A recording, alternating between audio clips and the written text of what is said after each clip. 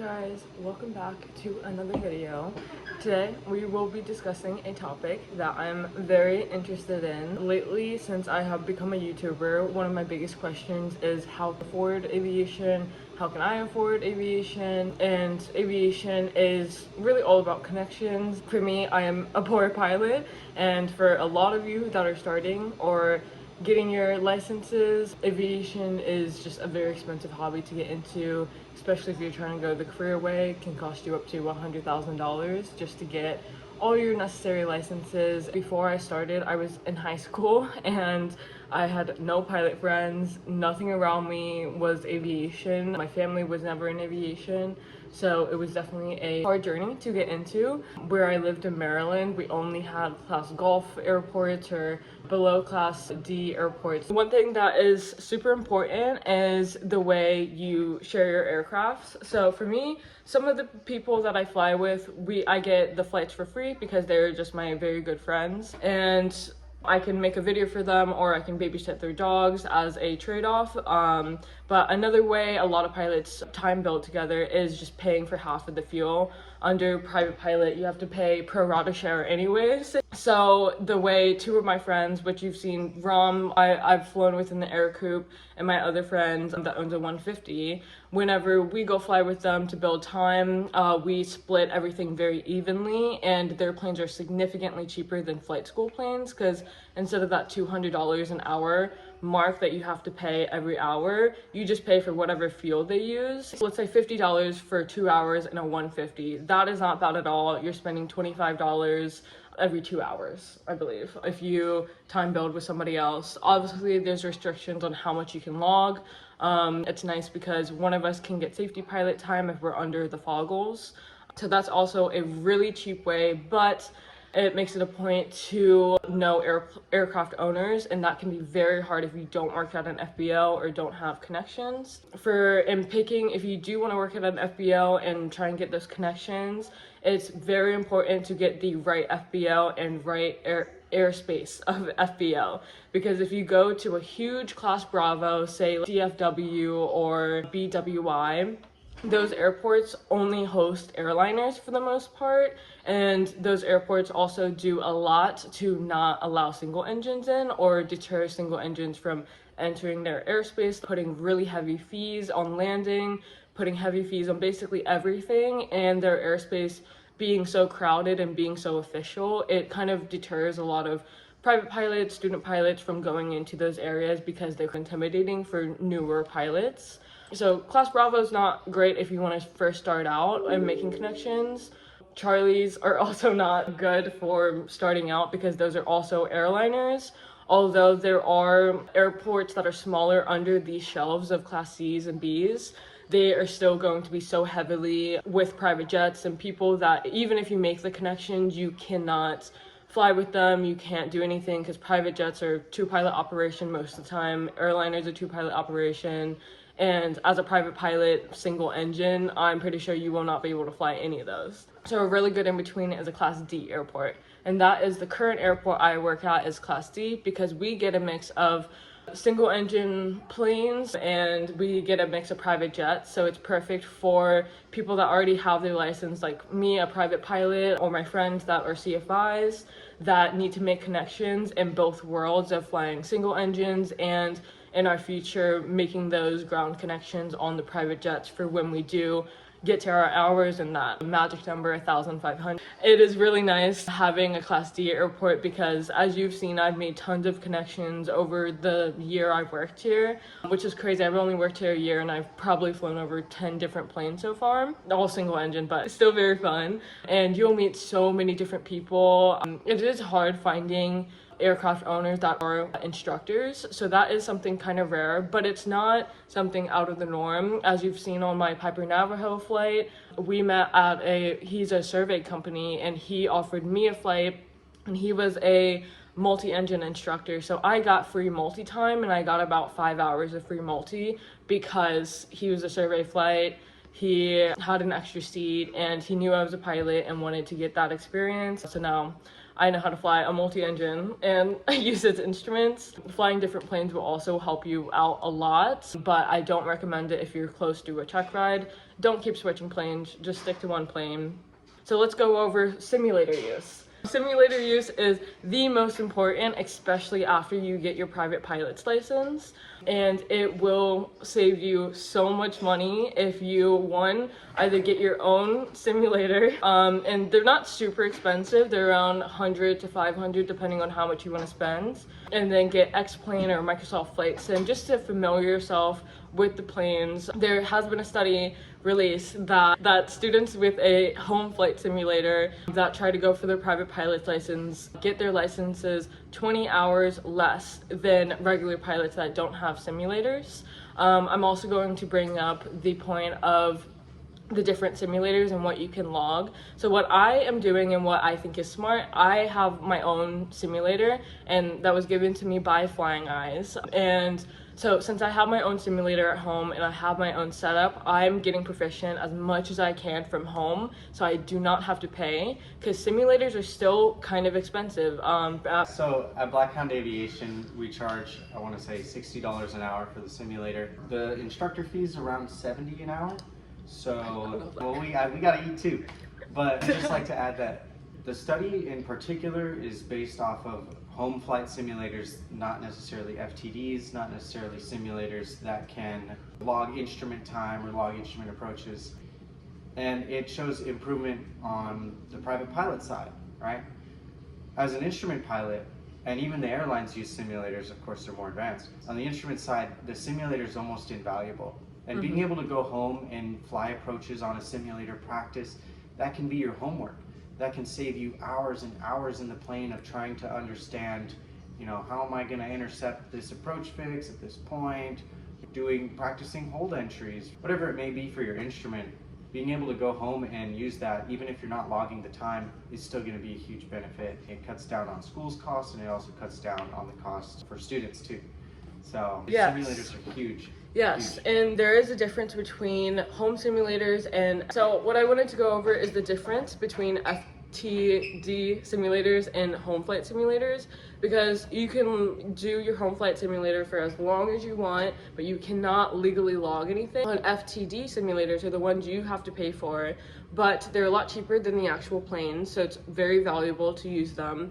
And you can also log up to 10 hours for simulated instrument. Something that I'm doing is getting proficient as much as I can, and then getting the bare minimum of the hours that I can log on the simulator with an instructor like Ethan, so that I'm already proficient, I know what I'm doing on the simulators, and I don't have to waste a bunch of time paying for the simulator.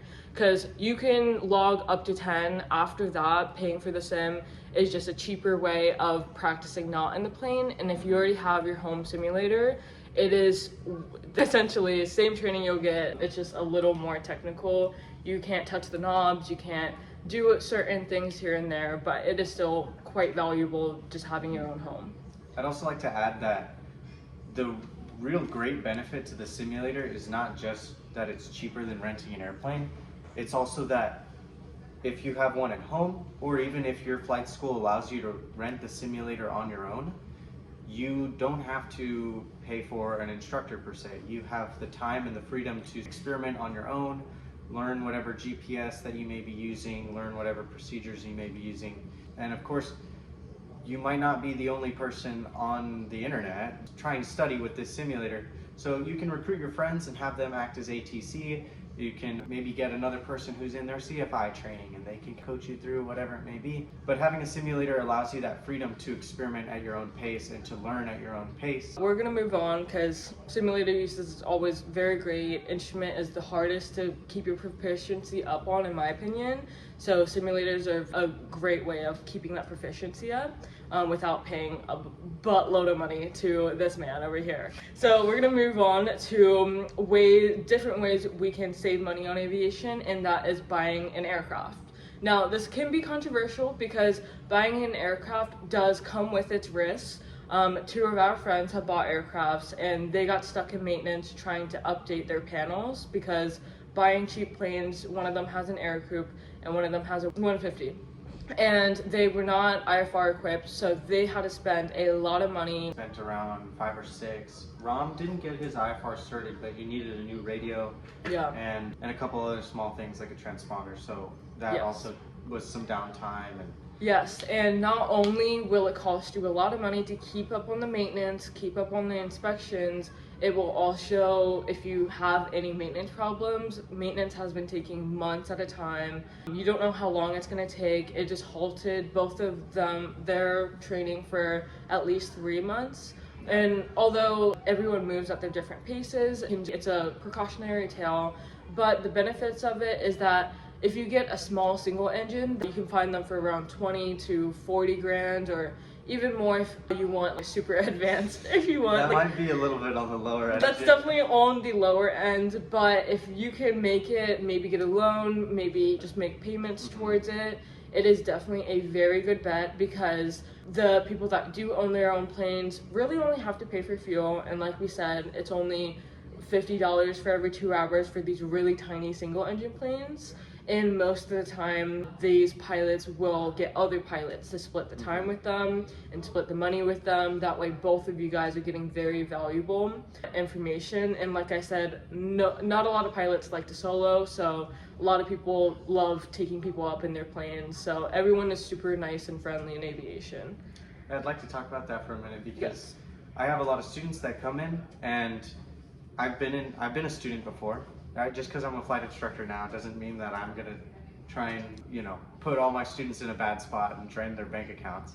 Bankrupt Although them. I'd love to. I can't. Take their money. I always advise my students to look into whether or not buying an aircraft is right for them, because the way I like to describe it is that the cheapest way to get all your certificates and get all your check rides done is to buy an aircraft. The most affordable way to get all your certificates, get through your flight training, is to take out a loan, make monthly payments, and then do your training in that way. The vast majority of people are more inclined to take out a loan. However, an aircraft is a really valid option, because the money you invest into the aircraft doesn't depreciate in the same way that it would if you bought like a car or motorcycle or whatever other vehicle, right? You can always sell your aircraft once you get your commercial or your CFI or your ATP or whatever it may be.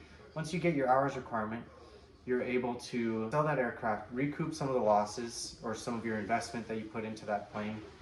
And of course, the cost of operation is fairly low. And when you get a loan or some sort of investment on an aircraft, typically the monthly payments are set up almost in the same way that a house mortgage is. So it's going to be very long terms, more affordable payments, and yeah, aircraft can be a really good choice for a lot of people. I would also love to bring this up because when you go into your pilot career, there's so much that can happen, especially if you're going career-wise.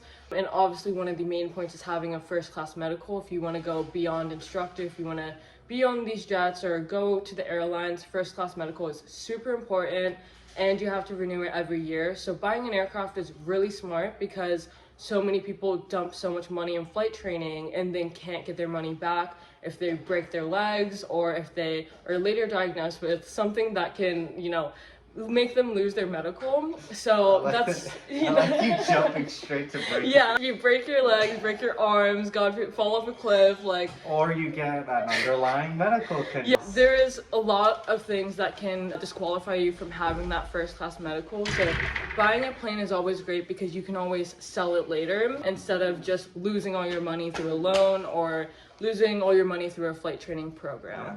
If I knew what I know now when I started flight training, I would have rather taken out an $80,000 loan to buy an aircraft, got a personal instructor, etc. So I did want to talk about how persistent you have to be in flight training. For me, I have been super persistent, and I have been doing literally everything I possibly can to continue being in aviation. It is daunting though, and I understand. I've been doing this 2 years, and it is very hard to get an inch in aviation. And one thing I was just discussing with Ethan was, when I feel like every time I take a step, things go back 2 steps, or every time I make any progress in aviation, something sets me back so much that I can't keep up. And that is just a struggle that everybody goes through. I've seen countless of my friends get all of their certificates and quit on aviation because their loans are too high. They cannot find pilot jobs. Pilot jobs are one of the most scarce jobs right now, because there's such an influx of new pilots coming. And the shortage, which I don't know if you've seen this on social media, there is a pilot shortage, but it's mainly in captains. And captains that are 4,000 hours, flying Boeings, need it for the airlines, and that's why they stocked up on so many young pilots. And so now, as the years go on, they're going to have plenty of captains in 10, 20 years. But for now, the hiring market really sucks, especially in Texas. Ethan and a couple of my other instructors are beyond 1,000 hours now and still cannot find any jobs beyond a CFI or jobs that even pay remotely the same. One thing I would love to bring up to save hours is jobs you can do as private pilots or jobs you can do as student pilots, or if you have those first licenses. One thing is center operator. And that's something some of my friends have done. And as a center operator, you don't have to be a pilot. You are in those planes, and it's normally survey planes, and all you do is operate the camera. But if you already have your pilot's license or commercial pilot's license, a lot of the times you can switch off with those pilots and get your flight hours for free, essentially, or get paid to be center operator and essentially get your hours. It has to be completely clear sky, so there are drawbacks with it, but that's another job you can do. FBOs are obviously so great for people that don't have any experience, that need to get in the door of it and just make those connections. And there's so many other jobs where you can just be in the plane, flight attendant or a private charter company where you can be in those planes and make those pilot connections. So that's something I really recommend, is just getting a job in aviation, even if it's entry level. Side hustles are great for getting those plane connections. Pilots are also poor, especially single engine pilots sometimes. So they're always looking for a deal to save them money as well. So if you can offer something to save them money, that is the best way to get flights. After I got this job, I've been here a year. I got about 100 hours under my belt just doing YouTube, and YouTube has helped me out significantly because YouTube is one of those things of, I didn't realize how many pilots were invested in YouTube because so many have their own GoPros, have their own planes, but the problem is being a pilot, you don't really have the time to edit. You don't have the time to make sure these videos look good, and a lot of pilots don't feel like it. They're already established in their career. They don't feel like doing the work, and that's totally valid. And a lot of the times I do my editing for free for these people because they're giving me benefits of flying their plane. They're showing me real friendship. Everybody who you've seen me fly with has shown me such friendship and given me such great deals on flight training. I think I've spent maybe $2,000 on flight training since I've been out of school, which is just insane because 100 hours probably would have cost me 30-40 grand. So that's something of how I save money, and I just never gave up. A lot of people hiring pilots look at hours, and that's one of the most important things of being a pilot. Second to just having connections and just making sure that these companies know who you are. Nobody wants to hire a pilot and don't know who's trustworthy. My flight to Colorado, it was a super cheap flight, and I probably paid $100 for 30 hours in that 150. And with me and Kong, our trade-off was that he already paid for the plane and he just wanted a separate pilot to fly. He was tired of flying. He wanted someone to just fly him. He wanted to be a passenger princess. And me, I hadn't flown in a while, so I was so down to fly him wherever he wanted. And he was already 1,500 hours. I was very comfortable. And then we flew over the Rocky Mountains, which is the most dangerous flight in America, especially in that plane. So that was one of the personal minimums that I almost didn't take because it was such a sketchy plane, and the only reason I took it was because Kong had 1,500 hours. He was based in Colorado. He knew what he was doing, and we had oxygen. I went over the plane multiple times with different instructors. If you see me getting in these planes with all these different people, but just make sure you have those personal minimums. A lot of pilots are very nice, but some of them can be kind of sketchy, and that's where I draw the limit. I will not take any flights with anybody who is, making me feel uncomfortable in any ways. Know your limits with taking flights if you do get in a position like me. Another thing is, so just finding the right trade-offs. Another thing I want to discuss is finding CFIs that are going through CFI training.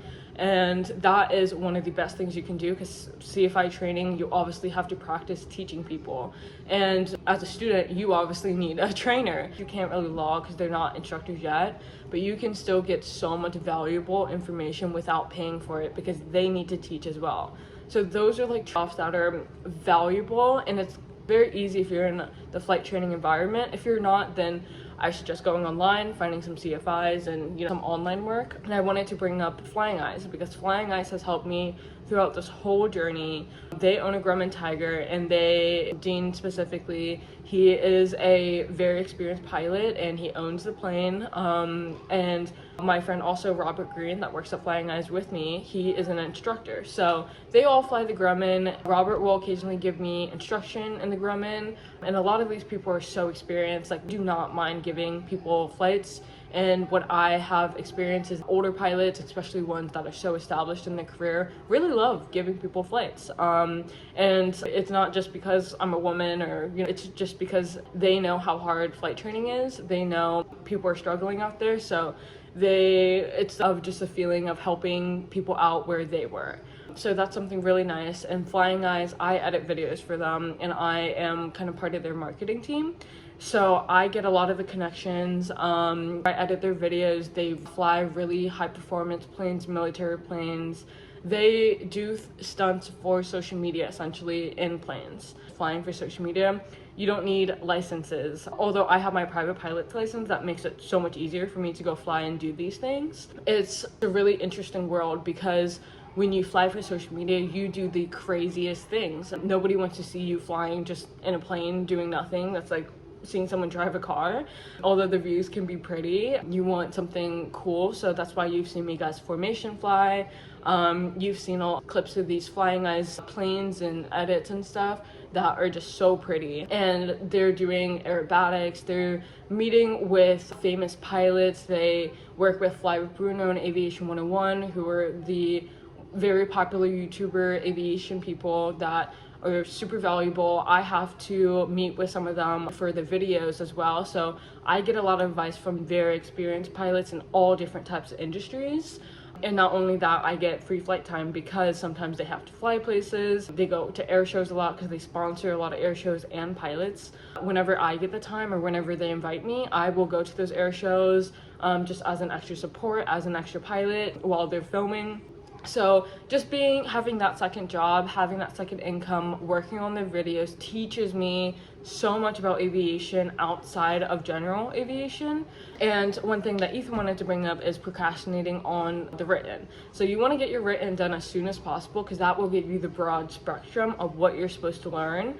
And once you procrastinate it too much close to your check ride, that will halt your training, because you need time to study for that written, and you need a clear mind. And it's just a really good tool. Tools like King Air or Shepherd Air are such great tools for getting down to the absolute what you need to know. But I had Sporties, and a lot of it's just rote memorization, and you can go into it and learn everything, but a lot of it's rote memorization, and it won't start connecting until you're actually in flight training environment and you are connecting everything together. If you already have a job, it's really hard to make time for that. If you're in school, it's really hard.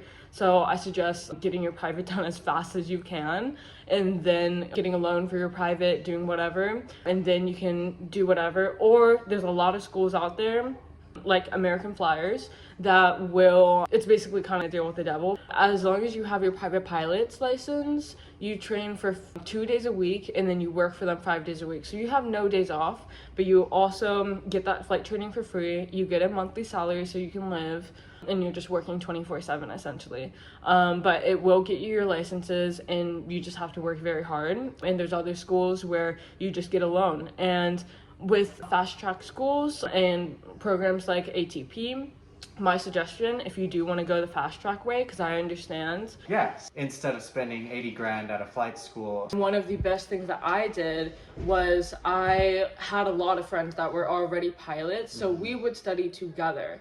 And the most important thing is studying the ACS, especially when you're closer to track ride, and making sure both of you guys have understanding. And it's not just studying with one pilot, it's studying with a bunch of different pilots and a bunch of different licenses, so that you can get different perspectives, because in a truck ride they can ask you any question, and it's important to really get informed about every question that can ask you.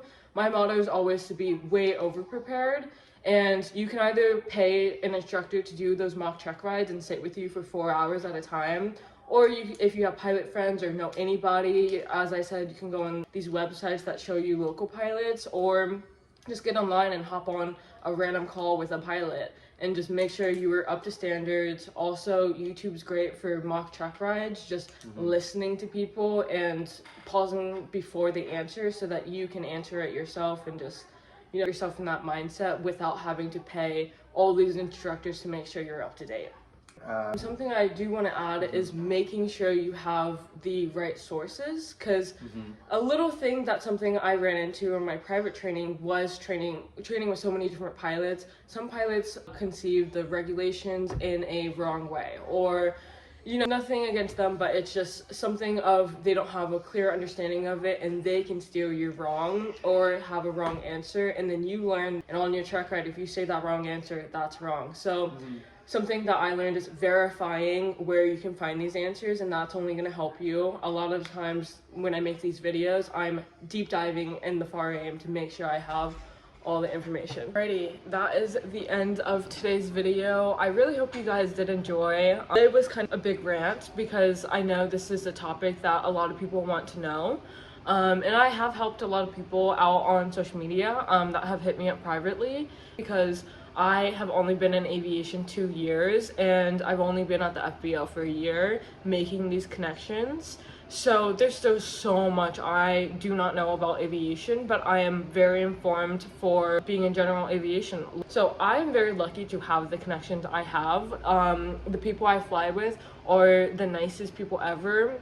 And you can watch them on my YouTube videos. So many people think it's just airlines, but from my experience and what you've seen me do on my channel, I have hoped to show you guys way more sides of aviation than the general public will tell you. The cost of a truck ride is about $1,000. So keep in mind the cost of flight training and try your best to get it as cheap as possible. In the comments, if you have anything of how you got your flight training cheaper, or any ideas that I can answer questions from, I would love to stir up more conversation in the pilot world about how these things happened. And I really do value being honest with my audience about the expectations in aviation, because so many people put my expectations way too high when I started aviation. In reality, even with all of my connections, I haven't flown at all this month. Every plane maintenance is a huge issue in flight training, and all the planes you've seen on my YouTube channel are down for maintenance. At the end of the day, connections are everything. What you do in aviation is important, and just never give up if it's your dream. I haven't given up yet after multiple setbacks. It is definitely hard. I tried to do YouTube. I'm still trying to do YouTube, and not much is happening, but it's enough money to scrape by, and it's fun. Having hobbies that keep you in aviation are very important. All of my hobbies pretty much are about aviation, and all of my friends are pilots or aviation enthusiasts. So that's how I've stayed so connected. And it is hard. It's going to be hard. And being this young, I kind of don't care how long I go, because I'm 20 and there's so many other people that are telling me to slow down in life because I'm going too fast. So many people telling me I'm not going fast enough. So honestly, go at your own pace. Don't let anybody judge you. And I have a Patreon, PayPal, and Venmo if you guys really like this video and want more updates. I will see you guys in the next video.